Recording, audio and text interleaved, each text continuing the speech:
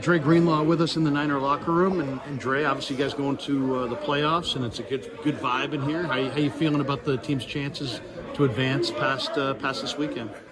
Man, honestly, we're not even looking past this weekend. We got to look at this weekend and take care of business. So I think you look at everything and say, okay, our chances of going to the Super Bowl is good, but it ain't if you don't take care of this team. So right now the focus is 100% on Seahawks and Seattle and trying to do everything we can to get that win.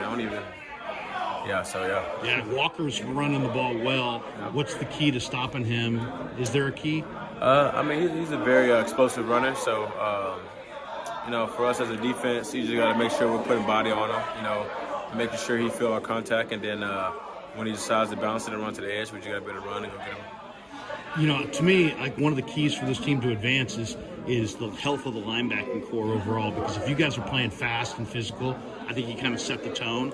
How is the health of the group? I know Flanagan Fowles went down with an injury, but how you feeling? How's Fred, Aziz? How you guys feeling as a group? Everybody's kind of got that second win and just kind of ready for the playoffs to start and get this game started. At this point, I think everybody's a little injured, a little banged up or something. So, for us, it's just about going out there and giving it our all. You know what I mean? We know that they got, people banged up just as well as us. So, we don't really look at the injuries or, we just kind of, when it's game day, man, suck it up and go play, man. Let it loose, no doubt. Take us back to the play you made on the goal line. What do you remember about that play, man? It's one of the great plays in Niners history. Right, yeah. It was just a crazy play, man, and just blessed to be able to just to be a part of it, man. To be able to, take our team to be able to get a bye that week, which is big for our team, and definitely helped us be able to get to the Super Bowl. And, it was just an unbelievable experience and feeling, man, to be able to, do that for my team. So it was turned. Okay, a couple London questions. Game day superstition. Do you have a game day superstition? I kind of listen to the same songs for the most part. Who do you like? Young Boy. That's probably about it. Okay, playoff memories. What's a playoff memory that you remember? Playoff memory? Yeah. Ooh, just kicking Green Bay's ass last year, and getting the block, the field goal block, and then just everything about it, just pretty, snowing, cold, freezing, just everything. Who's the team's unsung hero? Unsung hero? Yeah, who's an underrated football player in here that people don't know that much about, but you know about? Okay. A lot of guys there. Yeah, a lot of guys, huh? I think people are starting to kind of realize that we got a lot of good players. I'd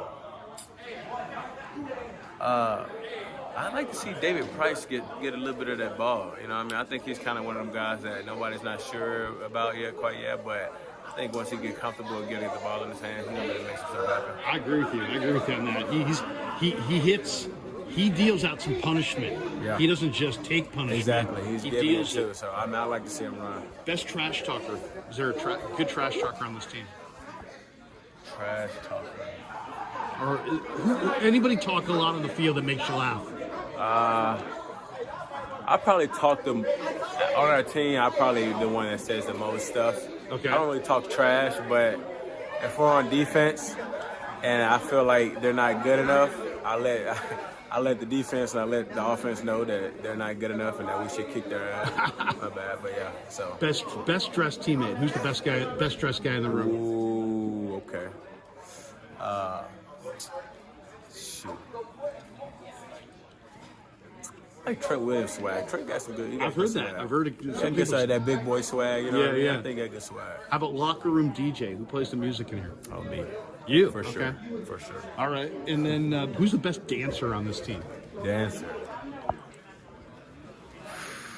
That's a good question. I haven't seen anybody dancing skills. Probably Jimmy. Okay. Now that I think about it. Jimmy, he does a lot of weird stuff after the game, or after plays. So, to see him dance, I bet it'd be pretty weird. Couple last ones for you. You got a pick off Brady. You got the ball signed. Tell us about the exchange. What did you say to him when you said he wanted it signed? Was he hesitant to sign it? No, yeah, he was hesitant. He wasn't hesitant. He was kind of just, kind of upset a little bit about, just the game. So I had to go over there and kind of just talk him up a little bit and luckily I had my man Fred come over there and ask me if I got the ball signed right in front of him. So it put the spotlight on him, and you have to do it. So I asked Brock the other day. I asked Brock maybe a few weeks ago. I said, if you're in a bar fight, you got to have one guy covering your ass. Who you having? He's like, Dre Greenlaw.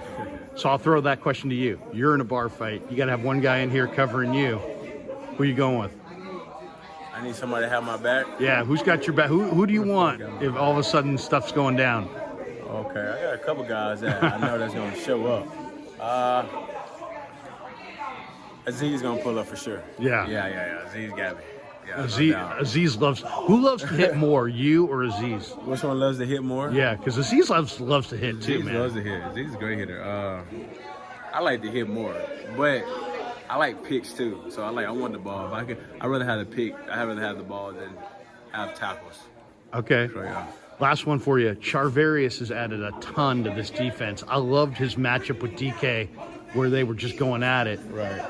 You're on this defense, and you've been on it for a few years. What has the addition of Charvarius meant to the D on the back end? Huge, man. Like, for somebody to be able to just cover and know that you got on the other side of the field, you got a number one receiver. And for us to know that we got a guy that can, handle that, and not only handle him, just kind of like take him off the map, man. That's huge, and it just kind of eliminates a lot of stuff that they like to do, like 3-by-1 stuff. You don't have to worry about backside stuff, and just certain stuff that you don't have to worry about because and stuff that we're able to do as a defense, just to be able to play man, certain coverages, certain stuff, and be able to disguise it. Like he helps a lot with that. Actually, I got one last one. Johnny Holland is one of my favorites going back to college. When you come off the field, what kinds of things does Johnny say to you? Just very positive. I say he's probably just the best at it. Just encouraging guys. When you're making a great play, he's all for you. And when you're not doing so good, or when you mess up with something, he's still coming over there with a teaching mindset, a positive mindset that no matter what happens, that Johnny, he wants the best for you. He wants to help you. That he has he wants the best for you. So it makes you as a player to be able to want to play harder for a guy like that too as well. And one last one, I was talking to Marcelino. He said he really looked up to you. Tell me about him, because I think in a year from now, he's going to be running with the big dogs. I mean, he's a big-time player, I think. No doubt. But he's not getting a chance to play because you guys are playing at such a high level.